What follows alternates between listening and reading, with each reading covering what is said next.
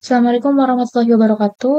Halo semuanya, kami dari kelompok 10 dan dalam video ini kami akan mendemonstrasikan bagaimana melakukan analisis proses mining secara lengkap menggunakan perangkat lunak Disco. Di sini kita akan menggunakan studi kasus dari proses pembelian dengan dataset purchasing example di sebuah organisasi.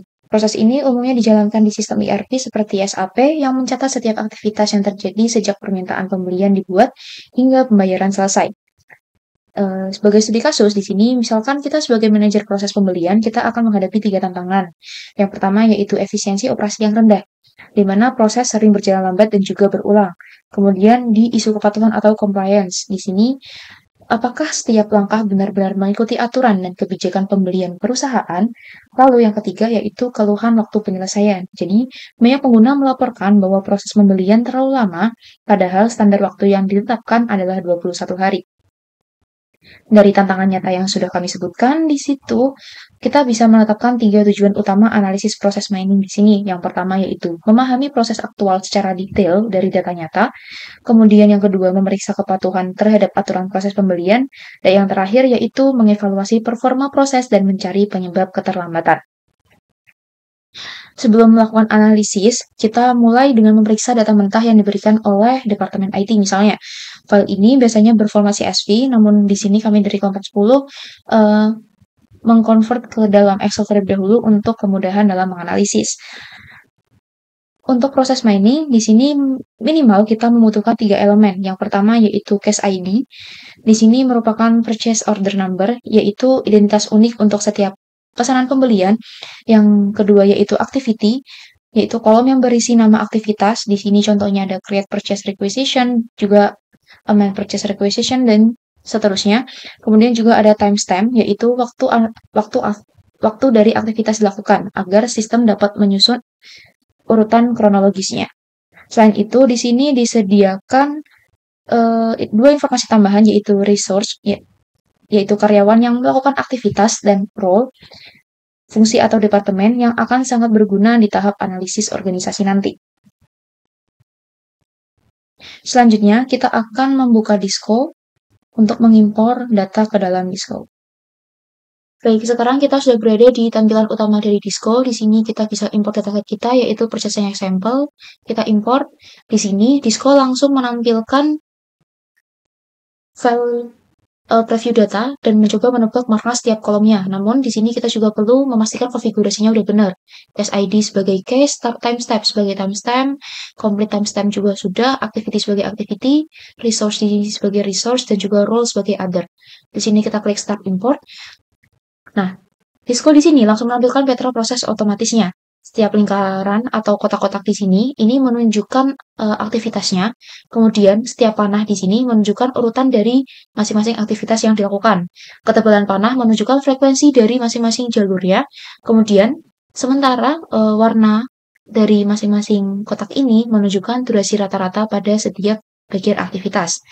Dari data ini kita bisa melihat terdapat 608 kasus pembelian yang semuanya diawali dengan create purchase requisition. Namun ada sesuatu yang menarik, yaitu aktivitas amend request for quotation.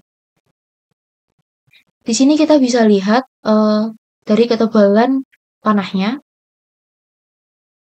Pada aktivitas amend request for quotation requester, di sini muncul lebih dari 500 kali dari 608 kasus, yaitu sebanyak 514 kasus. Aktivitas ini seharusnya merupakan pengecualian, tetapi justru menjadi pola yang umum dan berulang. Hal ini menjadikan adanya rework atau pekerjaan ulang yang signifikan. Selanjutnya, di sini kita bisa melihat slider activities dan juga path. Di sini mengatur kompleksitas dari activity ini. Kita bisa mengatur aktivitiesnya. Jika kita turunkan aktivitiesnya, di sini kita hanya akan melihat aktivitas-aktivitas utama yang ada pada prosesnya. Lalu jika kita naikkan kedua slider ini ke 100%, maka di sini kita dapat melihat seluruh jalur proses secara lengkap, termasuk aktivitas minor yang jarang terjadi.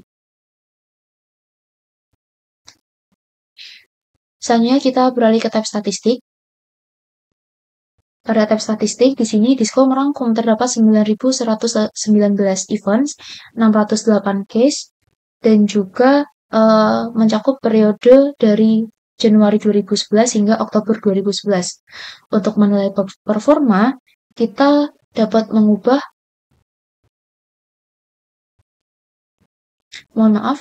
untuk menilai performa, kita dapat mengubah tampilan menjadi case duration.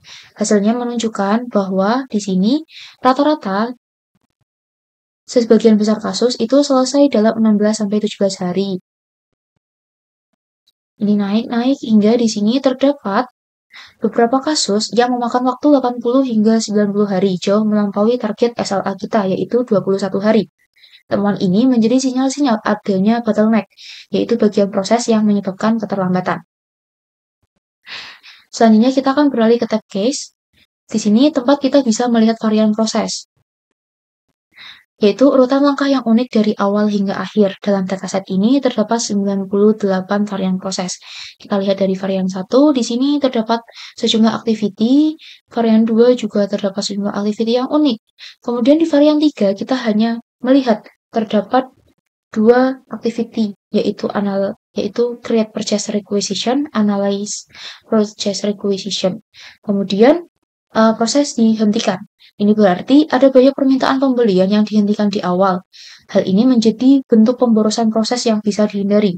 Dengan analisis ini, kita sudah memenuhi tujuan satu kita, yaitu memahami bagaimana proses sebenarnya berjalan di organisasi.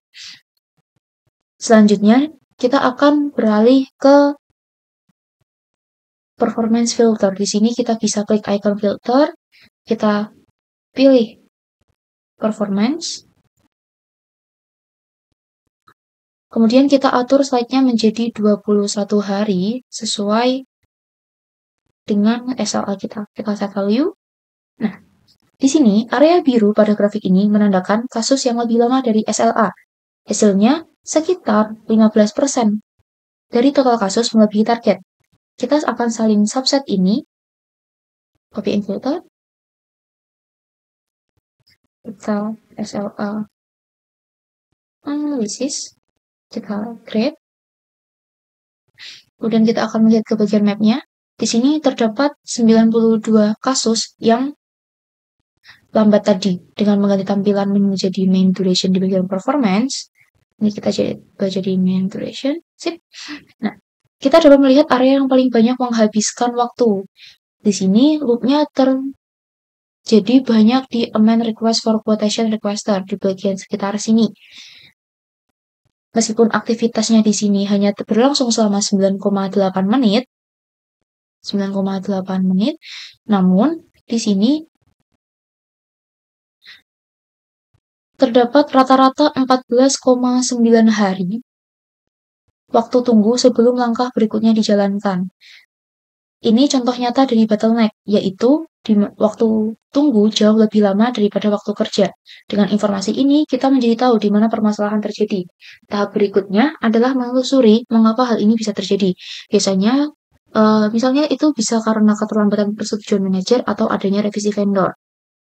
Selanjutnya, kita beralih ke langkah selanjutnya, yaitu animasi proses. Jadi di Disco, kita memungkinkan untuk menganimasikan proses untuk melihat pergerakan setiap kasusnya. Kita akan play.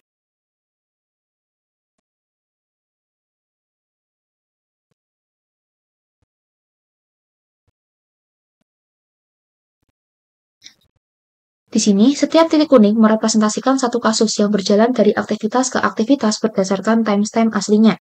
Animasi ini sangat berguna untuk komunikasi, yaitu membuat semua pihak melihat secara nyata di mana kemacetan proses terjadi. Di sini kita bisa atur dari bar-nya. Kita bisa melihat kemacetan proses terjadi di sekitar amend request for quotation di bagian sini. Kita juga bisa set kecepatannya.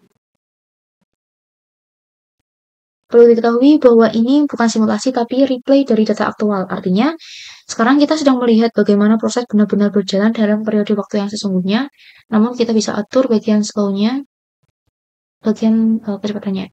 Sini kita bisa melihat waktunya, proses akan berjalan sampai pada akhir bagian sini. Selanjutnya kita akan kembali terlebih dahulu. Kita akan kembali ke dataset awal kita, yaitu processing example. Kita ke bagian map. Baik, di sini kita bisa melihat kita akan menganalisis tujuan kedua kita, yaitu memeriksa kepatuhan dari proses. Dalam prosedur resmi, seharusnya faktor pemasok harus melalui langkah rilis supplier invoice, yaitu tahapan ini.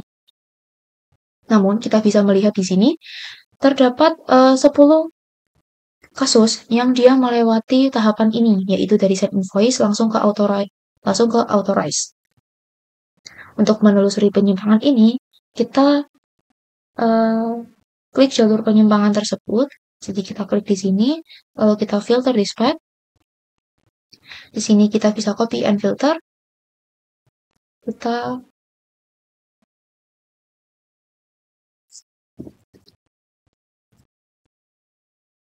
skip supply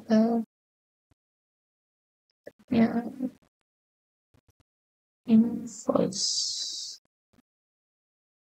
Kita create. Nah, di sini kita bisa melihat 10 proses yang tadi dilewati.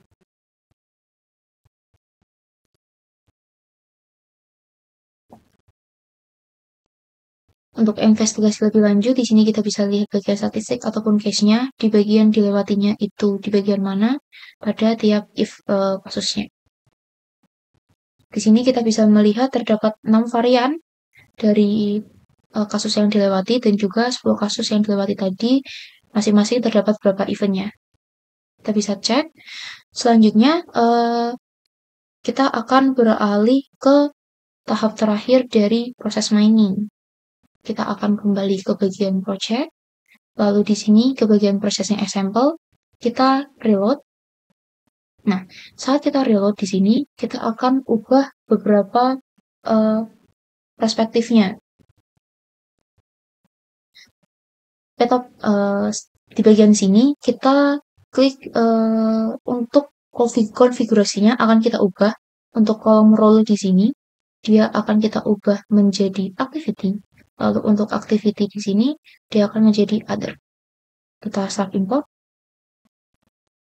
Nah, setelah diimpor ulang, peta proses yang muncul sekarang bukan lagi urutan aktivitas bisnis, tapi aliran pekerjaan antar departemen. Di sini kita bisa melihat dari requester ke requester manager ke purchasing agent, dan juga sampai ke financial manager. Polanya ini bisa menunjukkan adanya pingpong effect atau pekerjaan bolak-balik antar fungsi yang akan sering yang akan menunjukkan bagian mana yang sering menyebabkan keterlambatan. Misal di sini berarti di bagian requester ke purchasing agent. Kita bisa lihat dari ketebalan panahnya yang menunjukkan frekuensinya.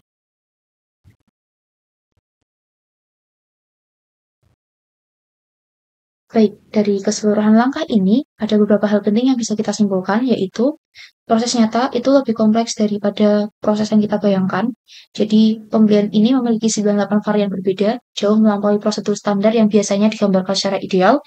Lalu, yang kedua, tidak ada satu model yang sepenuhnya benar. Jadi, dalam proses mining, itu memberikan kita fleksibilitas untuk melihat proses dari berbagai perspektif.